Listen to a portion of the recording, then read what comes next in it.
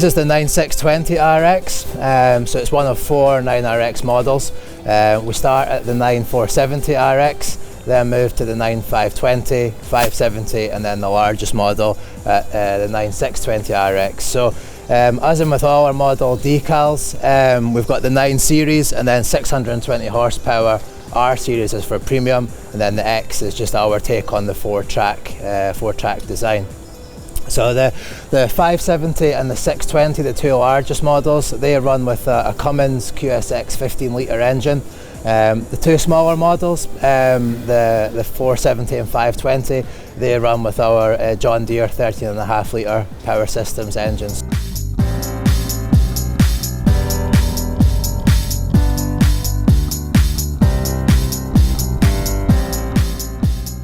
The key change and the key sort of part of the 9RX model is the undercarriage. So this is where we're going to transmit power to the ground, so it needs to be of sort of substantial nature and be able to do its job. So the undercarriage here specifically designed for the 9RX, so it's not going to any other machines of different colours or different sizes, specifically just for this machine.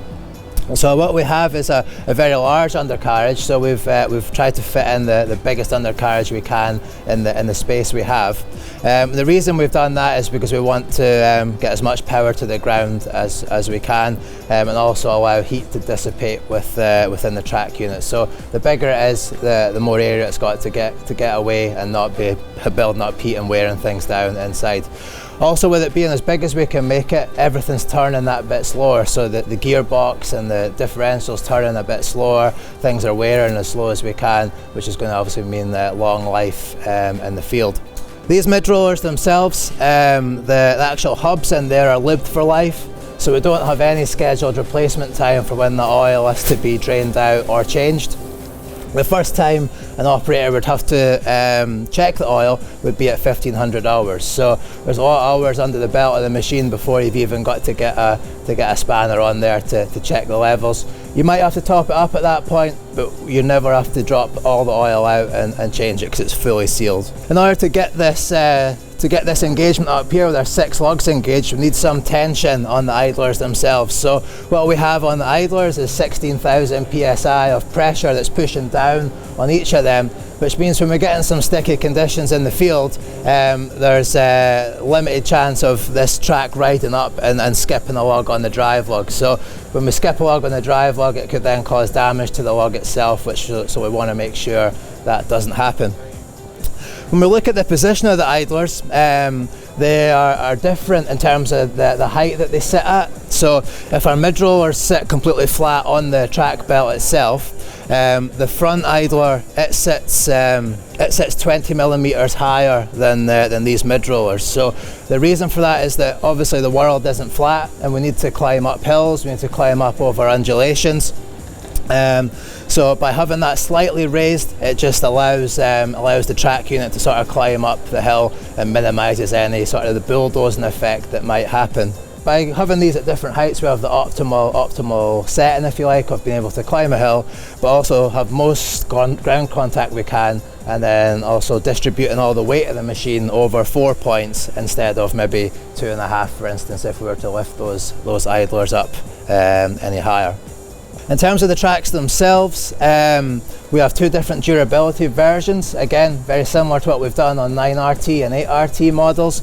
We have a 3500 durability model and a 6500 durability model. So what we have on the carcass side of things, they stay very similar between the 2 durabilities. So we have steel cables woven into the rubber molding itself, just to help with the rigidity of the track belt. Where it changes, so when we go to the higher spec track at the 6500 series durability, it's actually the drive lugs themselves that change. So what we have is we have our initial moulding of rubber, but then we have another layer that goes over the top. So another compound of rubber, a hardened compound that goes over each drive lug. And the idea of that is that as time goes on, what normally tends to happen is your drive lugs are wearing quicker than what your actual tread bars are that are in contact with the ground, because these obviously the drive lugs are the ones that are doing the work moving the machine along. So by having this additional layer of rubber over the drive lug, it prolongs the life of the drive lug, so that both the top and the bottom are wearing at the same time. Moving into the middle here, onto the cab itself. One of the key points on the cab, and one change in comparison to the other 9000 series models in our range, is the fact that we've now got cab suspension. So we've got a cab suspension system here that's been specifically developed for 9RX. So what we've done is we have 4 shocks. So we have a shock in each corner of the cab. We then also have 2 torsion bars, so one at the front and one at the rear, and also a linkage mechanism that goes on the side of the cab unit itself. So the reason we've got all those different bits is that we want to obviously give the operator as smooth a ride as we can. With it being a track system, there's nowhere to lose vibration, if you like, whereas if you had tyres, you can lose vibration within the rubber itself and the tyre construction. So cab suspension is a pretty important point on a 4-track machine or any track machine. So we've got these shocks in each corner along with our torsion bars, and what we want to do is we want to make sure that the cab moves in an up and downward motion. So if we didn't have those bars in place, then the cab would be free to move wherever it wanted, really. So if that was the case, if you're in a rough field or on the road, for instance, wherever the forces were, the cab would just move, so it could pitch into the corner or to the side and sort of give a bit of an uneasy feeling to the operator. So by making sure it moves up and down, the motion is the same all the time, and yeah, makes it a smooth, comfortable experience for those long working days.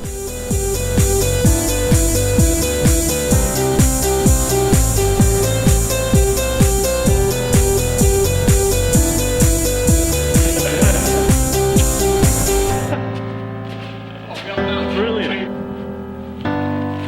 Good enough.